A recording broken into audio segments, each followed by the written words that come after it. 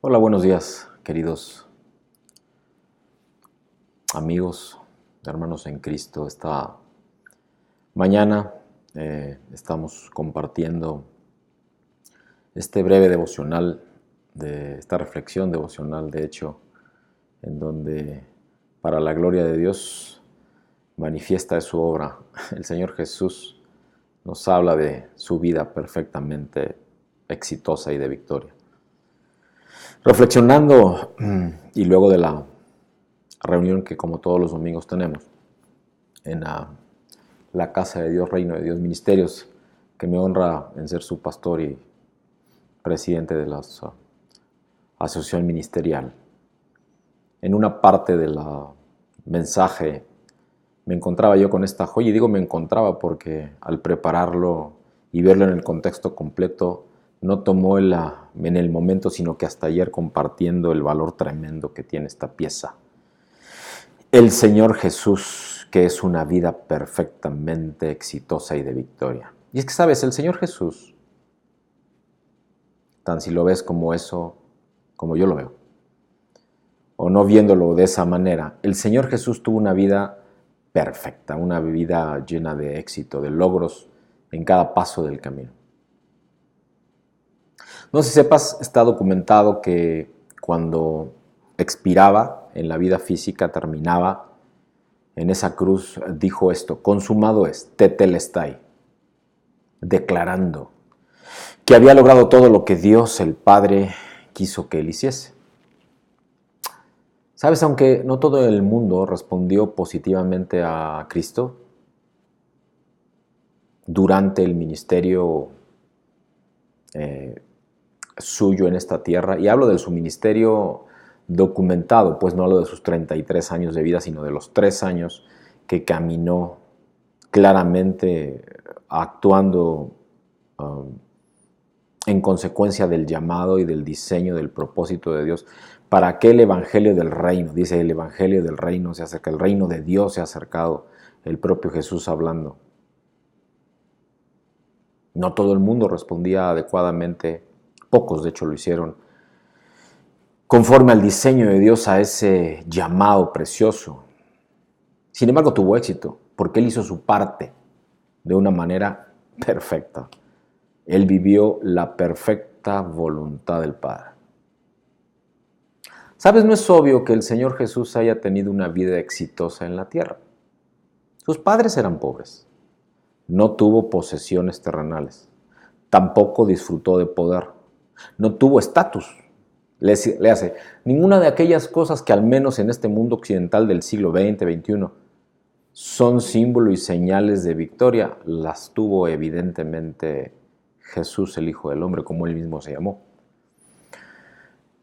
Jesús tuvo que someterse al humillante tratamiento de hombres pecadores y también recibió una muerte de la manera más horrible, pero además de una manera que las propias leyes judías, su fundamento, maldecían. Era una muerte de maldición, una muerte de cruz, conforme a la ley romana, que era quienes sojuzgaban al territorio de Israel en aquel entonces.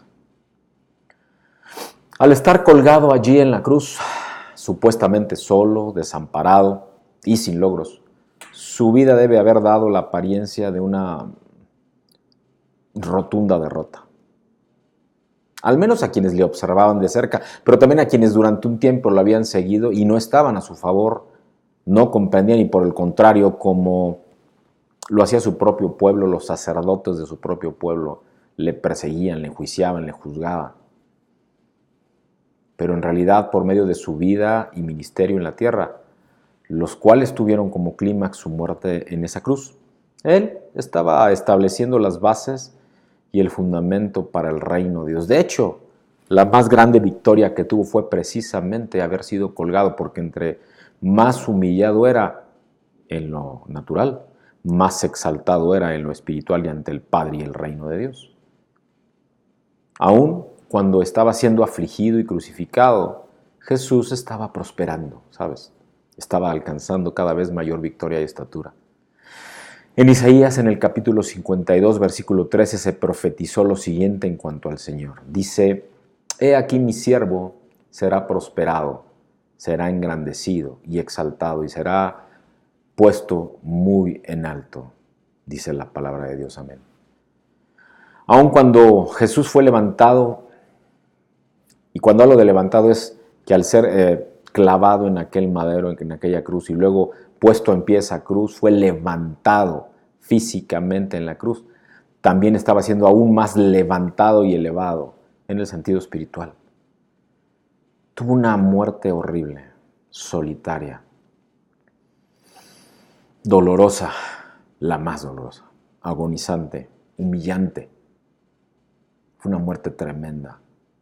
Y sin embargo, fue una demostración y un logro de poder, de gloria, de triunfo y victorias supremos en el ámbito espiritual, como dice Colosenses en el capítulo 2, versículo 15.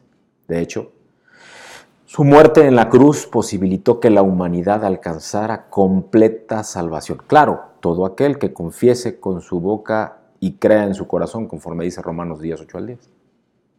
Esa muerte abrió camino para que podamos ser perdonados de nuestros pecados y entonces tengamos reconciliación con el Padre, con Dios, con Él pues, con Cristo y en su Espíritu Santo.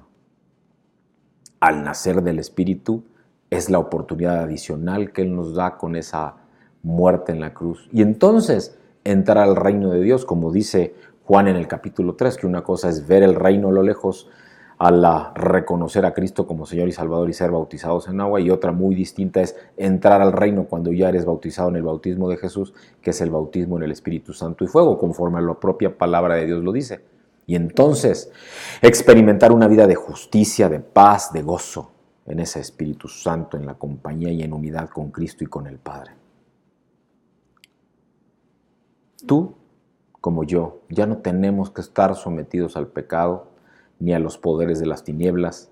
Podemos vivir en triunfo si ejercitamos la fe verdadera sobre la base de la cruz. La cruz, ¿sabes?, es la máxima expresión del amor. Es el ejemplo supremo de fidelidad y obediencia a la voluntad de Dios el Padre.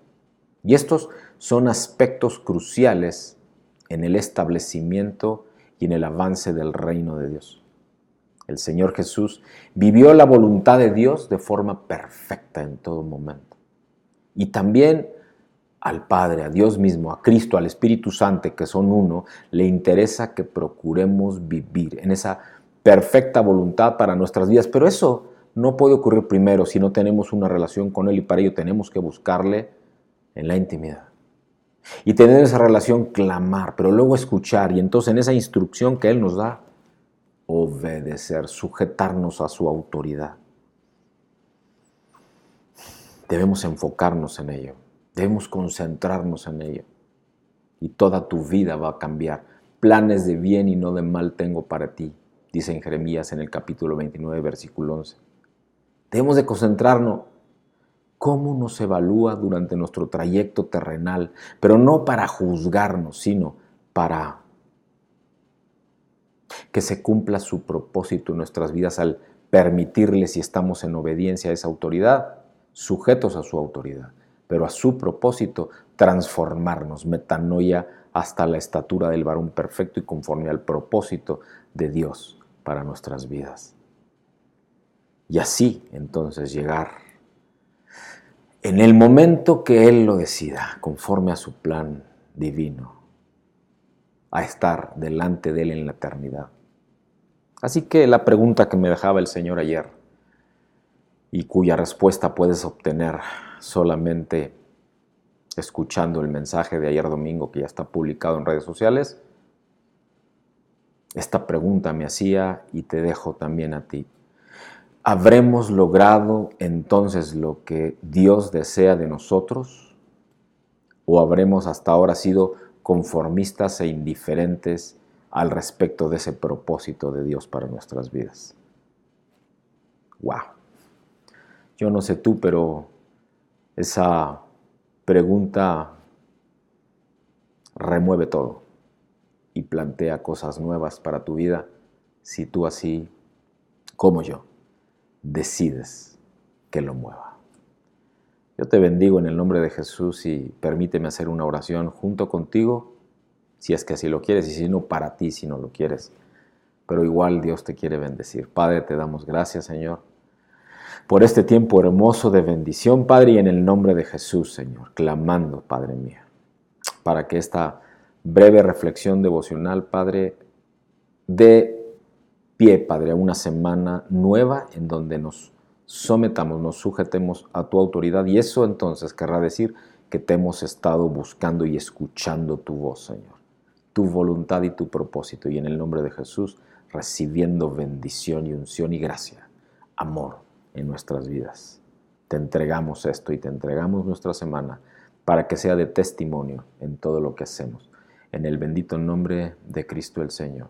Y el pueblo dice, amén. Dios les bendice. Nos vemos pronto.